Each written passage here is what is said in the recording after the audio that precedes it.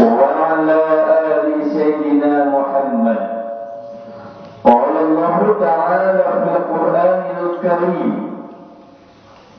أعوذ بالله من الشيطان الرجيم. بسم الله الرحمن الرحيم.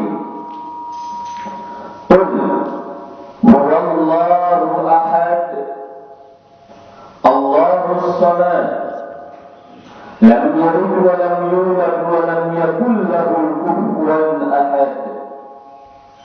صدق الله العظيم.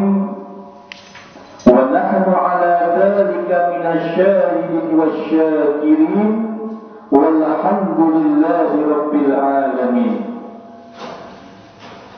Kaum muslimin wal muslimat, saudara-saudariku jamaah majelis taklim, jamaah pengajian, hadirin, para pemirsa di mana saja berada, kaum muslimin wal muslimat yang semoga kesemuanya dimuliakan dan dalam hidayah Allah. Ma'asyiral muslimin rahimakumullah. Dengan besar nikmat yang Allah Subhanahu wa taala berikan kepada kita selama 24 jam, dengan berbagai macam nikmat yang Allah berikan kepada kita. Mulai kita dari mau tidur sampai kita bangun tidur, dari saat kita bangun tidur sampai kita mau tidur, sangat besar nikmat yang Allah berikan kepada kita. Di antara semua nikmat yang Allah Subhanahu wa taala limpahkan berikan kepada kita, ada satu nikmat yang nikmat sungguh sangat luar biasa, yakni nikmat iman dan Islam. Kalau nikmat-nikmat yang lain semua orang punya dan semua orang merasakan, tetapi nikmat iman dan nikmat Islam ini yang akan menyelamatkan umat manusia, yang menuntun kebenaran sehingga manusia itu bisa bersyukur, mengabdikan diri kepada Allah Subhanahu wa taala. Saya kita ucapkan inna sholati wa nusuki wa mahyaya wa mamati lillahi rabbil alamin. Itulah nikmat yang sangat besar. Betapa banyak di antara saudara-saudara kita, mereka sibuk dengan berbagai macam aktivitas dan kesibukan. Ada orang yang bekerja, siang dijadikan malam, malam dijadikan siang, banting tulang, peras keringat, putar otak. Tapi dia itu lupa kepada Allah, tidak mau ibadah, yang dipikirin hanya kerja. Ada pula seorang perempuan yang merasa cantik, laki-laki yang merasa gagah, siang malam yang dipikirin cantik sama gagahnya. Waktunya sholat, bukan hanya lupa, takut wudhu. Sampai wudhu aja takut. Kenapa? Karena ini bedak ini harganya 10 juta. Daripada harus menghancurkan bedak yang harga 10 juta, ya lebih baik tidak sholat. Sampai sholat pun bukan hanya lupa, takut. Orang cantik selalu berpikir kepada kecantikannya, orang gagah selalu berpikir dengan kegagahannya, sampai dia lupa ibadah kepada Allah. Begitu pula saudara kita yang punya jabatan tinggi, mulai dari jabatan lurah sampai kepada menteri, dari menteri sampai kepada presiden, yang dipikir hanyalah dia ingin dipuji, ingin dipuja, ingin disanjung, bahkan jauh lebih besar lagi manusia itu sampai ingin dituhankan. Luar biasa. Merasa dirinya adalah paling hebat, merasa dirinya paling sempurna, sampai dia lupa ibadah kepada Allah. Maka kita umat muslim yang beriman dan bertakwa kepada Allah Subhanahu wa taala, alhamdulillah pemirsa di mana saja berada, kita bersyukur kepada Allah Subhanahu wa taala hari ini mengabdikan diri kita kepada Allah, taklim kita berzikir, taklim kita mengaji, taklim kita rasa syukur kita kepada Allah Subhanahu wa taala. Inilah nikmat yang sangat besar. Semoga kita semua ini terus diistiqomahkan iman dan Islamnya. Amin. Dan yang jauh lebih besar lagi, semoga kita semua ini dimatikan oleh Allah dengan mati husnul khotimah. Saat kita mati dimatikan oleh Allah Subhanahu wa taala dengan mengucapkan kalimat la ilaha illallah Muhammadur Rasul. Itu adalah nikmat yang sangat besar. Hadirin jamaah pengajian, para pemirsa di mana saja berada, ma'asyiral muslimin rahimakumullah. Umat manusia, nih kita semua nih, ini namanya manusia. Kira-kira di sini ada nggak yang mau dibilang hewan? Semua yakin manusia ya? Ya, yakin semua yang memperhatikan, melihat, mendengarkan ceramah Pak Kiai ini semuanya adalah manusia. Umat manusia semenjak Allah Subhanahu wa taala menciptakan yang namanya manusia, sehingga manusia itu diutus di muka bumi, yakni semenjak zaman Nabiullah Adam alaihissalam. Allah Subhanahu wa taala menciptakan yang bernama Adam alaihissalam. Hadirin yang dimuliakan Allah, tujuan Allah Subhanahu wa taala menciptakan manusia itu bukan untuk memberikan kenikmatan dan kesenangan, tetapi sebaliknya manusia itu diciptakan satu hanyalah untuk mengabdi ibadah kepada Allah. Itu semenjak zaman Nabi Adam. Dan yang disembah oleh Nabiullah Adam alaihissalam ini Tuhannya satu, bukan dua, bukan tiga. Dan Tuhannya pun tidak berubah, namanya pun tidak berubah. Satu Tuhannya yang bernama Allah. Itu pada waktu zaman Nabi Adam. Ya, yang berubah itu hanya syariat. Kalau akidah dan tauhidnya ya sama. Tuhannya satu, namanya Allah. Dari Nabiullah Adam alaihissalam sampailah kepada Nabiullah Yakub, sampailah kepada Nabiullah Musa. Bagaimana perdebatan dengan keangkuhannya, dengan kesombongannya kaum Bani Israel. Di saat itu kaum Bani Israel yang sungguh sangat menghelak, tidak mau bersyukur terhadap nikmat yang Allah Subhanahu wa taala berikan. Apa yang Allah Subhanahu wa taala perintahkan kepada Nabiullah Musa alaihissalam? Hadirin, perintah Allah kepada Nabiullah Musa alaihissalam terhadap Bani Israel hanya satu: menuhankan kepada Allah, Tuhannya satu, yang bernama Allah, tidak ada Tuhan yang lain. Bukan dua, bukan tiga. Tidak dilahirkan, tidak melahirkan. Itu zaman Nabi Musa alaihissalam. Hanya pada saat itu dengan keangkuhannya Bani Israel tidak mau mengakui Tuhan satu, yakni Allah, dan dia tidak mau bersyukur. Sampailah kepada zaman Nabiullah Ibrahim alaihissalam. Di saat itu Nabiullah Ibrahim alaihissalam, saudaraku jamaah pengajian hadirin di mana saja berada, tidak yakin bahwasanya Nabiullah Ibrahim alaihissalam itu yakin bahwasanya Tuhan itu satu. Jangan-jangan ini ada Tuhan lain. Sampai ada di antara Nabi dan Rasul itu satu-satunya Nabi yang mencari kebenaran, kedudukan, keabsahan, apakah benar bahwasanya Tuhan itu ada dan Tuhan itu satu. Sampai berkelana mencari Tuhan. Wah, adanya siang dan malam. Jangan-jangan siang malam ini Tuhan. Oh, ternyata adanya matahari. Jangan-jangan Tuhan itu matahari.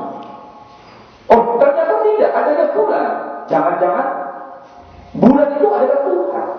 Sehingga Nabi Ibrahim alaihissalam tidak ada Tuhan selain satu. Tidak ada dua selain satu. Dan Tuhan hanyalah esa satu, yakni Allah Subhanahu wa ta'ala. Itu zaman Nabi Ibrahim alaihissalam. Dari Nabi Ibrahim alaihissalam, dengan perjalanan waktu sampailah kepada Nabi Isa alaihissalam.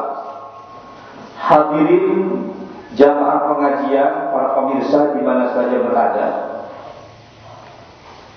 menjadi perdebatan yang sangat panjang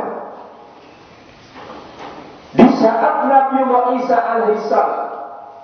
Kenapa?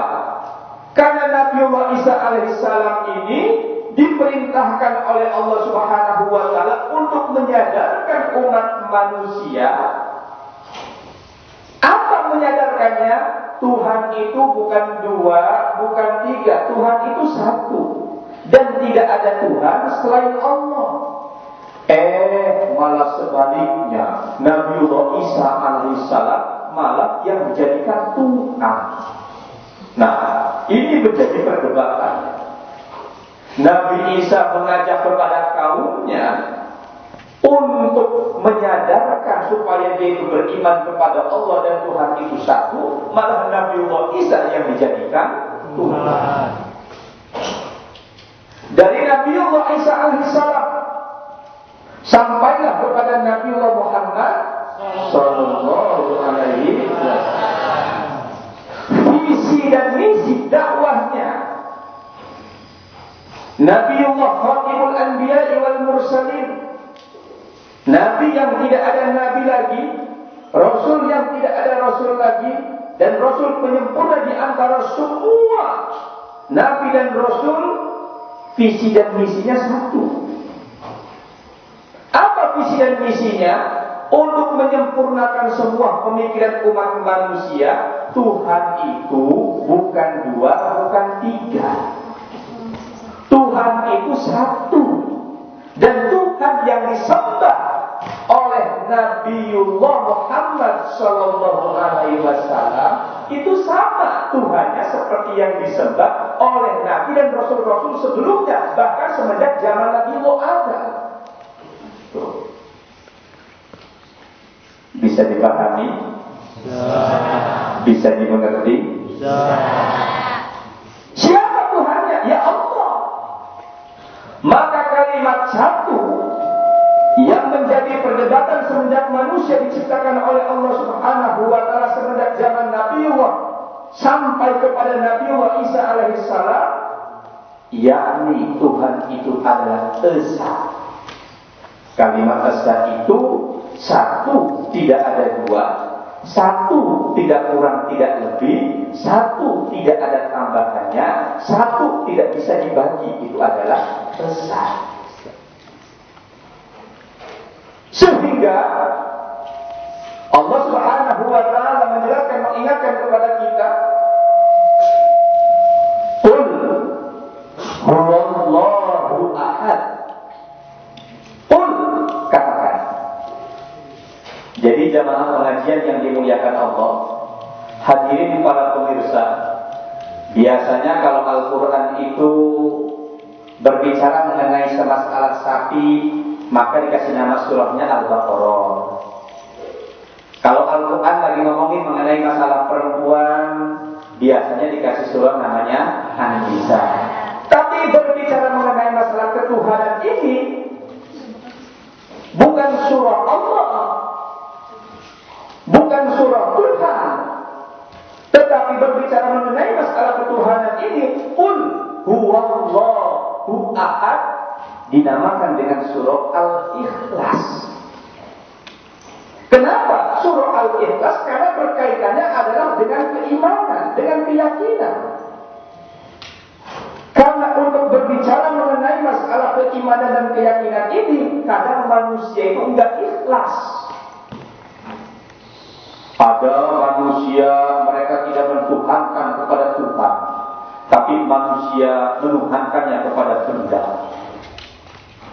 Ada pula manusia mereka tidak menuhankan kepada Tuhan, tapi manusia itu menuhankannya kepada manusia. Manusia yang kaya dianggap Tuhan. Ada pula manusia mereka itu tidak menuhankan kepada Tuhan, tapi menuhankannya adalah karena cinta. Orang yang dicintai dijadikan Tuhan. Begitu pula ada manusia mereka itu menuhankannya kepada jabatan. Jabatan dianggap segalanya sehingga jabatan dijadikan Tuhan. Itu namanya tidak ikhlas. Ada pula manusia yang mengatakan bahwasanya Tuhan itu bukan esa, tapi Tuhan itu adalah bisa dia beranak dan diperanakkan. Katanya Tuhan itu adalah tiga menjadi satu, satu ini penjelmaan dari tiga, tiga dari satu, satu dari tiga. Nah ini namanya adalah ikhlas. Kita selaku orang Islam yang Muslim, yang iman kepada Allah Subhanahu wa Ta'ala, ikhlaskan dalam hati kita, katakan dalam dari hati kita bahwasanya Tuhan itu adalah esa. Sehingga Allah Subhanahu wa Ta'ala menegaskan kepada kita, Qul huwallahu ahad. Katakan huwallah, bahwasanya Tuhan kita itu adalah Allah dan Tuhan kita itu adalah esa. Hadirin jamaah pengajian, para pemirsa di mana saja berada, ma'asyiral muslimin rahimakumullah. Kalau kita sudah bisa menyadari, memahami bahwasanya ada di antara saudara kita memahami bahwasanya Tuhan itu tidak esa, dan ada pula kita yang memahami selaku orang muslim yang iman kepada Allah Subhanahu wa Ta'ala bahwasanya Tuhan itu adalah esa. Ya, kita tinggal pikir dan banding. Kalau seandainya, ini seandainya di dalam satu rumah tangga ada dua pemimpin atau tiga pemimpin, kayaknya mengambil keputusan ini repot. Permasalahan ini nggak selesai-selesai. Masalahnya kenapa anggota DPR ribut terus, ya kan? Kenapa anggota DPR itu ribut terus? Karena yang ngambil keputusannya terlalu banyak. Terus kenapa presiden itu tidak dua, tidak tiga, tidak empat?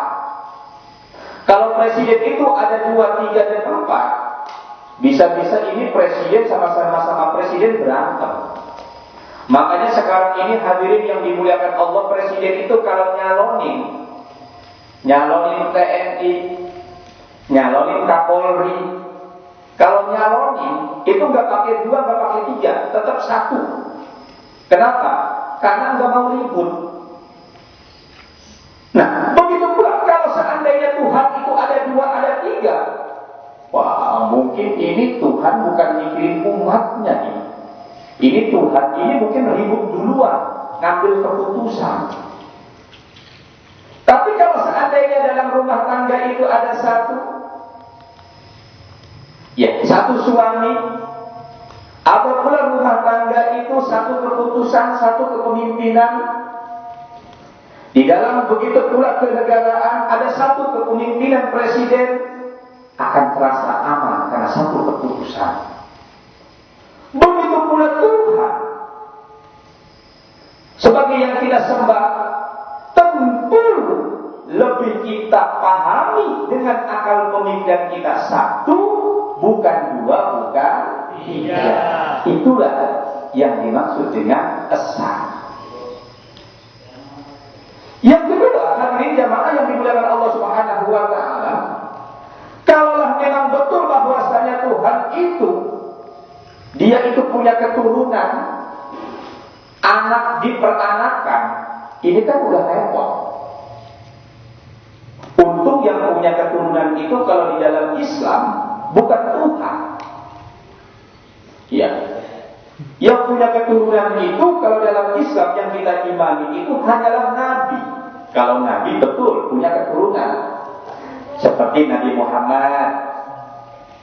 Nabi Muhammad siapa bapaknya kita tahu, siapa ibunya, kapan wafatnya, kapan dilahirkannya.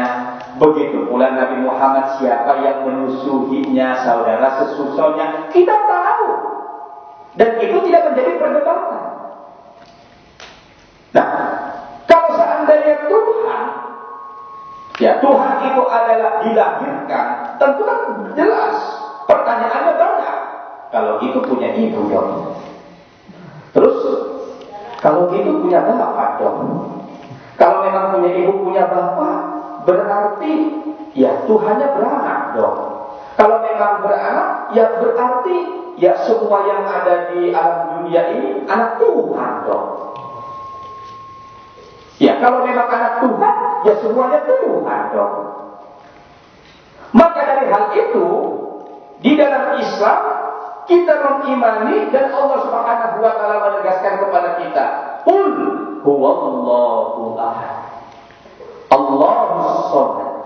Lam yalid wa lam yulad wa lam yakul lahu kufuwan ahad." Yang tidak tidur, yang tidak dilahirkan, yang tidak melahirkan, dan Tuhan kita adalah Allah, dan Tuhan kita esa, bukan dua, bukan tiga.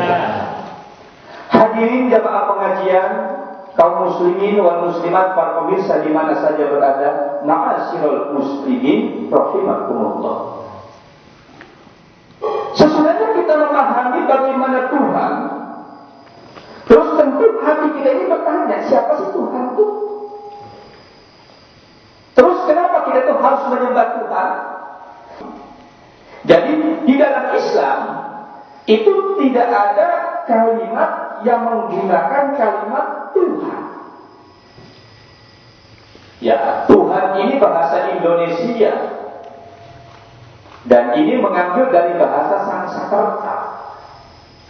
Kalau mungkin bahasa Inggris disebut God, yang artinya adalah kita samakan Tuhan. Nah, ternyata kalau kita mengambil dari bahasa Indonesia, siapa sih Tuhan? Tuhan itu adalah tempat bersandar. Maka tempat bersandar, ya tempat bersandar untuk kita mengabdikan diri kita, itu namanya adalah Tuhan.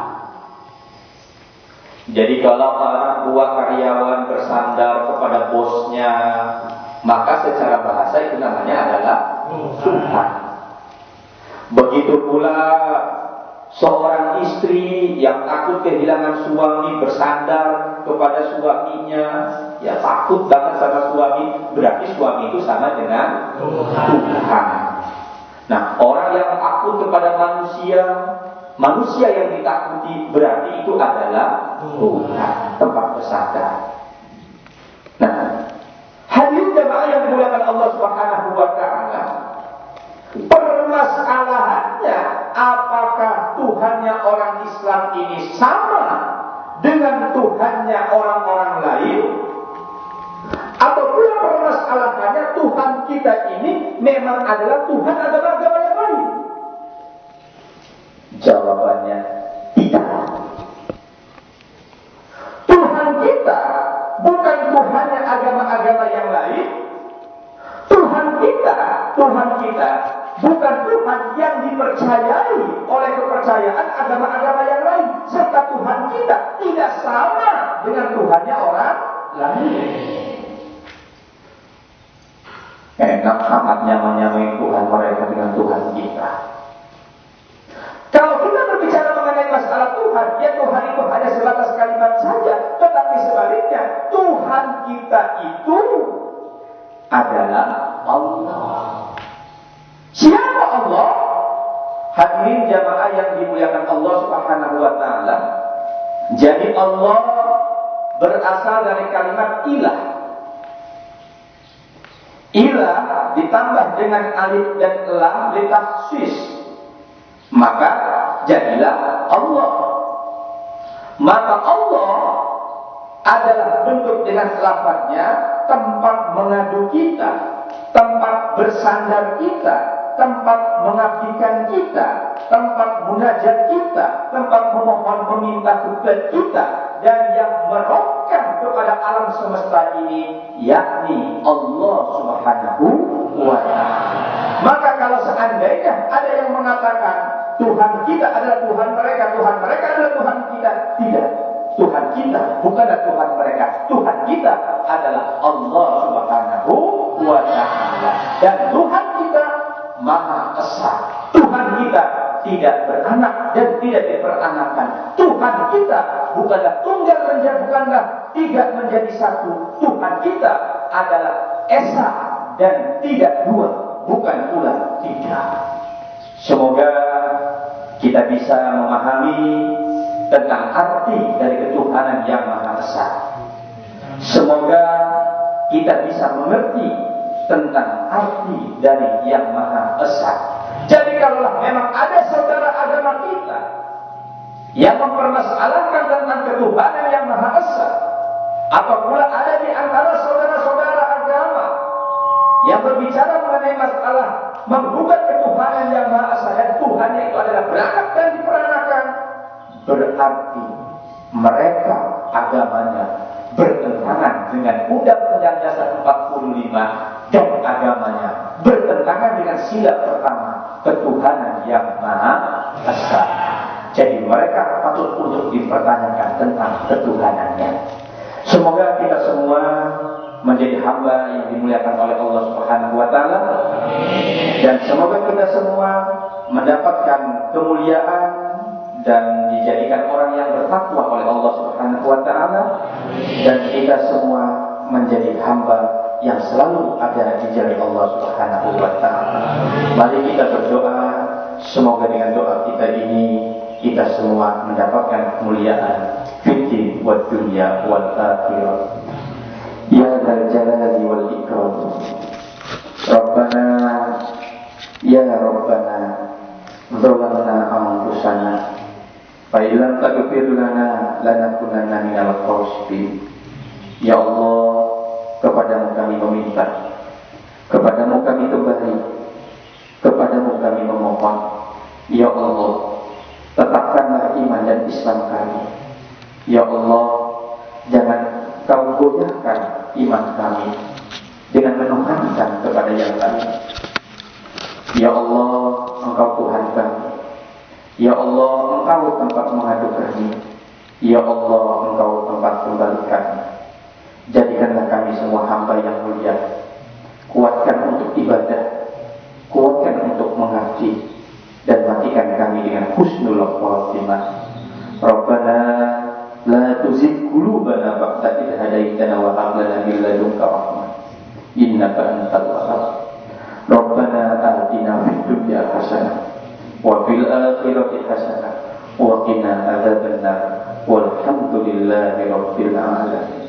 Akhirul kalam, assalamualaikum warahmatullahi